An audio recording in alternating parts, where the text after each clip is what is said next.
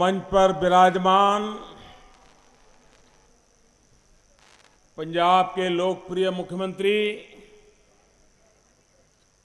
श्रीमान सरदार प्रकाश सिंह बादल जी, केंद्र में मंत्रिपरिषद के मेरे साथी श्री नड्डा जी, हरसिमरत जी, विजय सांपला जी, पंजाब के युवा उप मुख्यमंत्री श्रीमान सुखबीर जी, पंजाब सरकार के मंत्री श्रीमान सुरजीत जी, सांसद श्रीमान बलविंदर जी, यहाँ के विधायक श्रीमान स्वरूपचंद सिंगला जी और विशाल संख्या में पधारे पंजाब के बहादुर भाइयों और बहनों, ये मेरा सौभाग्य है कि मुझे फिर एक बार आपके बीच आने का अवसर मिला है। पिछले महीने लुधियाना आया था, तभी मैंने कहा था कि समय अभाव से मैं बठिंडा नहीं जा पा रहा हूं, लेकिन जल्द से जल्द मैं बठिंडा आऊंगा और आज वो वादा मैं पूरा कर रहा हूं।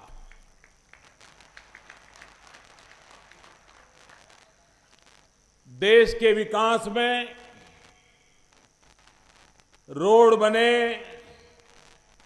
एयरपोर्ट बने, रेल चले, इसका जितना महत्व है उससे भी ज्यादा सामान्य नागरिकों के लिए सोशल इंफ्रास्ट्रक्चर, जिसमें स्कूल हो, अस्पताल हो, गरीब से गरीब की सेवा हो, गरीब से गरीब को शिक्षा मिले,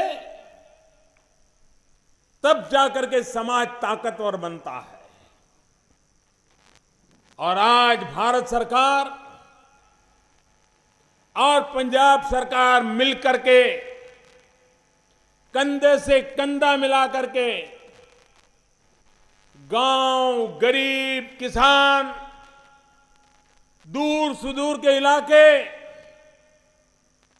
उनके जीवन में बदलाव लाने के लिए जहां बिजली नहीं बिजली पहुंचे, जहां पानी नहीं पानी पहुंचे, जहां अस्पताल नहीं वहां अस्पताल बने, जहां स्कूल नहीं वहां स्कूल बने, उस काम पर बल दे रही है।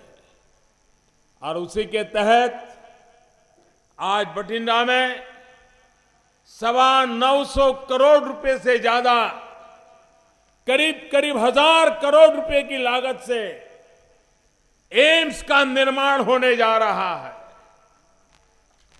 ये एम्स सिर्फ बीमारों की बीमारी दूर करेगा ऐसा नहीं,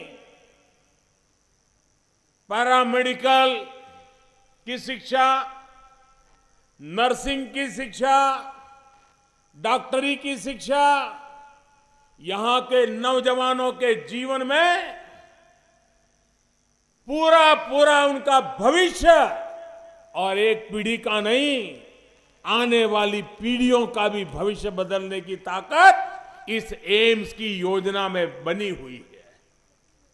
कितना बड़ा भला होगा इस इलाके का, मेरे पूर्व वक्ताओं ने इसकी विस्तार से चर्चा की है। और जैसे बादल साहब कहते थे, उद्घाटन की चर्चा इस सरकार का स्वभाव है। जिस काम का शिलान्यास हम करते हैं, उसका उद्घाटन भी हमारे ही कार्यकाल में करते हैं। वरना पहले सरकारें चुनाव आते ही हर गली मोहल्ले में जाकर के पत्थर खड़े करके आ जाते थे, लोगों को समझा देते थे होगा वो होगा, और बाद में भूल जाते थे। हम तो योजना बनाते हैं तो पूछते हैं बताओ भाई किस तारीख को पूरा करोगे, और तब जाकर के देश में गति आती है। और इन दिनों तो मैंने देखा है, भारत सरकार प्रोजेक्ट जो लेती है उसकी जो तारीख तय करती है और फिर बनाने वालों में स्पर्धा खड़ी हो जाती है। कुछ लोग तो समय से पहले पूरा करते हैं और ऐसे लोगों को मैं पुरस्कार भी देता हूं ताकि देश में जल्दी काम करने की आदत बन जाए। भाइयों बहनों, पाकिस्तान यहां से दूर नहीं है। सीमा पर रहने वाले, सीमा पार से होने वाले जुल्म सहते रहते हैं। सेना के जवान सीने में दम हो, हाथ में हथियार हो, उसके बावजूद भी अपने पराक्रम नहीं दिखा पाते, उनको सहन करना पड़ता है। भाइयों बहनों, हमारी सेना की ताकत देखिए। 250 किलोमीटर लंबे पथ पे जब हमारे सेना के बहादुर जवानों ने सर्जिकल स्ट्राइक किया, सीमा पार बड़ा हड़कंप मच गया। अभी भी उनका मामला ठिकाने नहीं लग रहा है।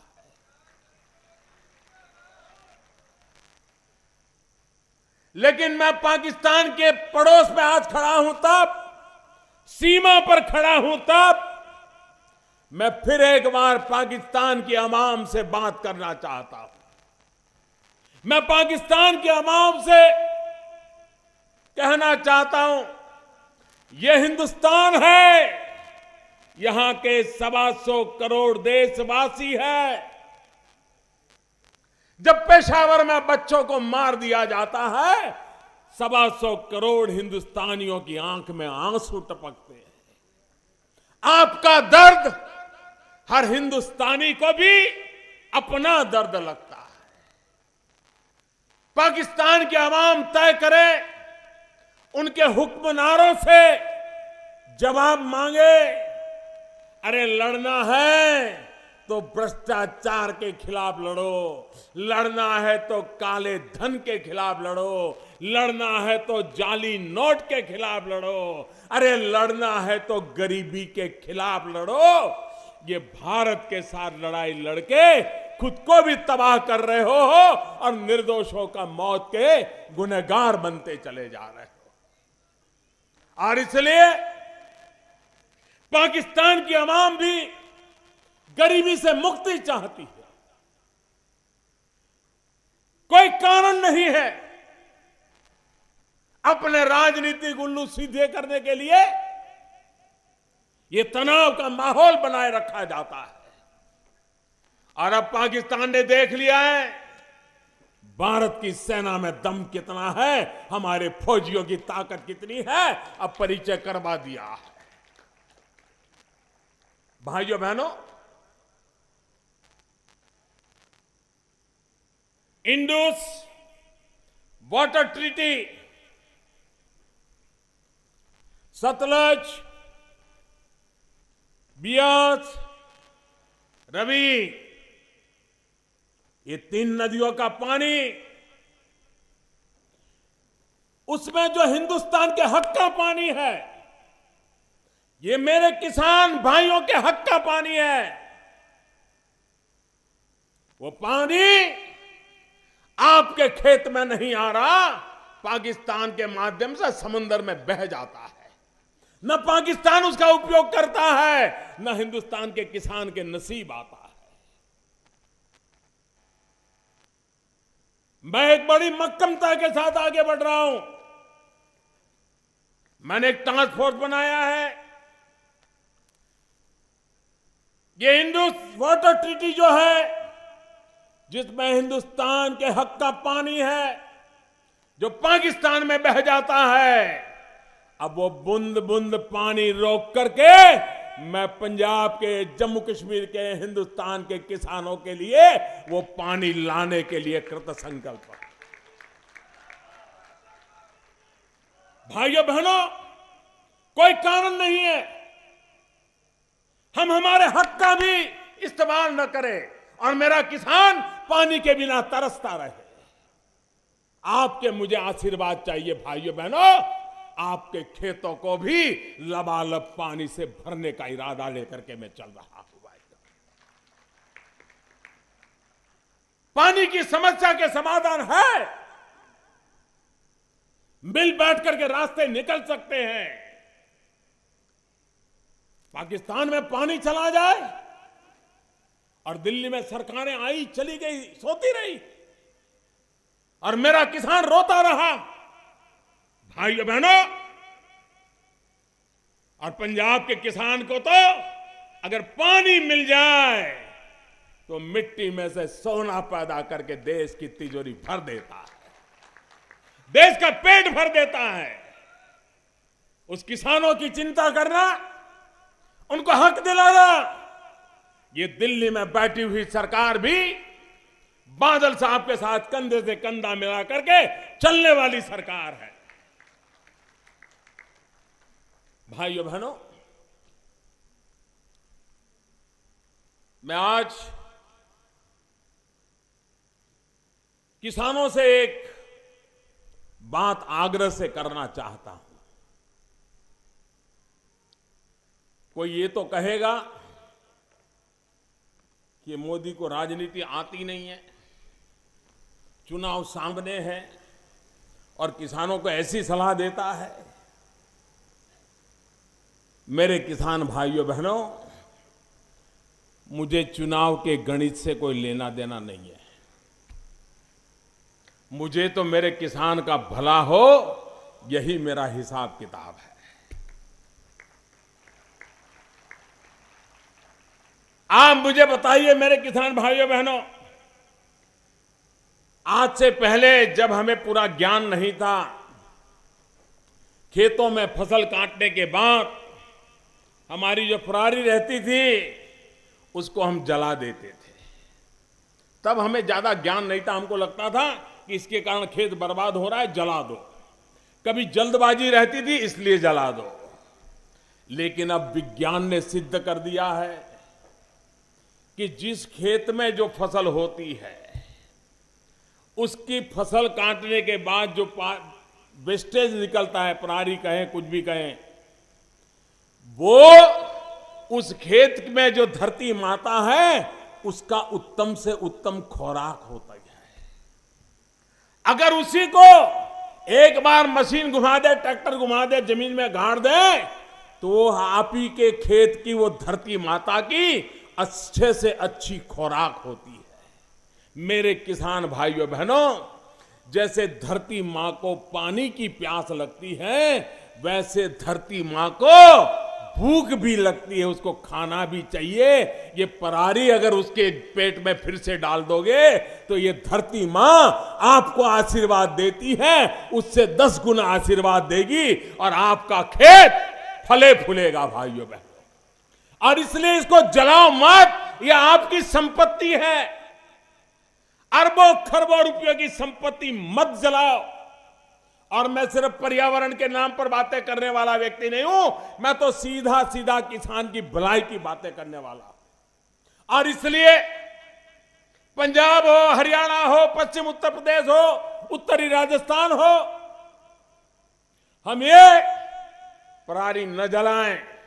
और अब तो विज्ञान आगे बढ़ रहा है, ये वेस्टेज में से इथेनॉल बनने की संभावनाएं साफ नजर आ रही है। भारत सरकार उस पर बड़ा तेजी से काम कर रही है। आने वाले दिनों में हमारे इन किसानों को उसका लाभ मिलेगा, और जब लाभ मिलेगा तो पराली से भी पैसा आएगा। और इसलिए मेरे भाइयों बहनों, आज से संकल्प करो, हमारी इस धरती माता का हक का जो खाना है उसको हम जला नहीं देंगे, उसको उसी जमीन में गाड़ देंगे। वो खाद बन जाएगा, मां का पेट भी भरेगा, उत्तम फसल भी होगी, जो देश का भी पेट भरेगा। और इसलिए मैं आपसे आज आग्रह करने आया। भाइयों बहनों, आप जानते हैं भ्रष्टाचार ने, काले धन ने इस देश के मध्यम वर्ग को लूटा है, उसका शोषण किया है और भ्रष्टाचार काले धन ने गरीबों को उसके हकों से वंचित रखा है। मुझे मध्यम वर्ग का शोषण बंद करवाना है। उनके लिए लूट जो हो रही है वो लूट बंद करवानी है और मुझे गरीबों का जो हक है वो हक दिलवाना है। कुछ भी काम करो, बच्चे को स्कूल ले जाना है तो भी स्कूल वाला कहता है चेक से इतना लेंगे, कैश में इतना लेंगे। जमीन खरीदनी है, बोले कैश से इतना लेंगे, चेक से इतना लेंगे। अस्पताल डॉक्टर के पास जाना है, कैश इतना दो, चेक इतना दो। ये काला कारोबार देश को दीमक की तरह खाता चला जा रहा है और इसलिए भाइयों बहनों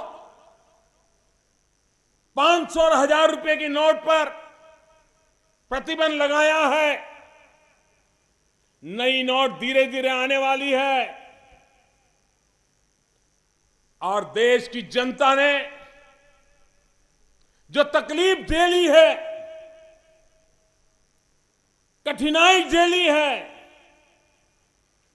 भाइयों बहनों करोड़ों करोड़ों देशवासियों का शुक्र गुजारने के लिए मेरे शब्द भी कम पड़ जाते हैं। इतना आपने कष्ट झेलने के बाद भी इस अच्छे काम के साथ आप खड़े रहे हो, ईमानदारी के काम के साथ खड़े रहे हो। भाइयों बहनों कठिनाइयों का रास्ता भी है और उस रास्ते के लिए मैं आपकी मदद चाहने आया हूं। आपका जो पास मोबाइल फोन है वो सिर्फ मोबाइल फोन नहीं है। आपके मोबाइल फोन को आप अपनी खुद की बैंक बना सकते हो। आपके मोबाइल फोन को आप अपना बटवा बना सकते हो। एक भी रुपये का कैश नोट न हो तो भी आज का विज्ञान ऐसा है, टेक्नोलॉजी ऐसी है, अगर आपके पैसे बैंक में जमा पड़े हैं तो आप मोबाइल फोन से बाजार से खरीदी कर सकते हैं, मोबाइल फोन से पेमेंट दे सकते हैं। हाथ को रुपये को छुए बिना भी आपका पूरा कारोबार कर सकते हैं। हमारे देश में जितने परिवार हैं उससे 4 गुना टेलीफोन है हाथ में लोगों के, मोबाइल फोन है। आज मोबाइल बैंकिंग चलता है। भविष्य में भी भ्रष्टाचारियों को फिर से अगर उठने नहीं देना है, काले धन वालों को उठने नहीं देना है, तो मैं देशवासियों से आग्रह करता हूं कि आप अपने मोबाइल फोन में ही बैंक का ब्रांच बना दो। मोबाइल फोन पर बैंकों के ऐप होते हैं, उसको डाउनलोड करिए। मैं नौजवानों को कहूंगा, यूनिवर्सिटीज को कहूंगा, राजनेताओं को कहूंगा कि अपने इलाके में नागरिकों का प्रशिक्षण करें, व्यापारियों को शिक्षा करें। हर एक के मोबाइल में अगर ऐप आ गया तो मैं जिस दुकान में जाऊंगा उसको कहूंगा कि मेरे पास ये ऐप है, मुझे 200 रुपये का सामान चाहिए, आप मोबाइल फोन में नंबर लगाइए, 200 रुपया 1 सेकंड में उसके पास चला जाएगा और वो देखेगा हाँ मेरा 200 रुपया आ गया, आपका काम हो गया। भाइयों बहनों अब वो जमाना चला गया कि जेब में नोटें भर भर करके जाना पड़े, चोर लुटेरों का भी कोई भय नहीं। भाइयों बहनों जाली नोट इसने हमारे देश के नौजवानों को तबाह किया है। मेरे देश के नौजवानों को बचाने के लिए जाली नोटों का भी खात्मा करना ये समय की मांग है। और इसलिए मेरे प्यारे भाइयों बहनों मैं आपसे आग्रह करता हूं, मैं आपसे आग्रह करने आया हूं कि आप पूरी समर्थन दे करके ये देश को महान बनाने का जो अभियान चला है, उस अभियान में कंधे से कंधा मिला करके चलिए, हर किसी की मदद कीजिए और हमारे पंजाब को आगे ले जाइए। ये पंजाब का सौभाग्य है कि बादल साहब जैसे ऐसे एक महान नेता पंजाब की धरती पर है। ये देश इस बात का गर्व करता है, जब हिंदुस्तान के यंगेस्ट चीफ मिनिस्टर की चर्चा होती थी तो कहा जाता था भारत का सबसे यंगेस्ट को मुख्यमंत्री है तो प्रकाश सिंह बादल है। और आज हिंदुस्तान में सबसे वरिष्ठ मुख्यमंत्री कौन की चर्चा होती है तो वो भी प्रकाश सिंह बादल है। इतने लंबे अरसे तक जनता जनार्दन का एक व्यक्ति के प्रति विश्वास, ये कितना बड़ा तपस्या का रास्ता है जो हम सब अनुभव करते हैं। आइए भाइयों बहनों, पंजाब के भाइयों बहनों, पंजाब के उज्जवल भविष्य के लिए ये दिल्ली आपके साथ है, दिल से आपके साथ है, मिलकर के चलना है, नया पंजाब बनाना है, ताकतवर पंजाब बनाना है, यहां के नौजवानों के जीवन को बदलने वाला पंजाब बनाना है। और एम्स से एक नया चैप्टर खुल रहा है जो स्वस्थ पंजाब की दिशा में एक महरूम कदम होगा। मैं फिर एक बार आप सबका बहुत बहुत धन्यवाद करता हूं, बादल साहब का धन्यवाद करता हूं। धन्यवाद।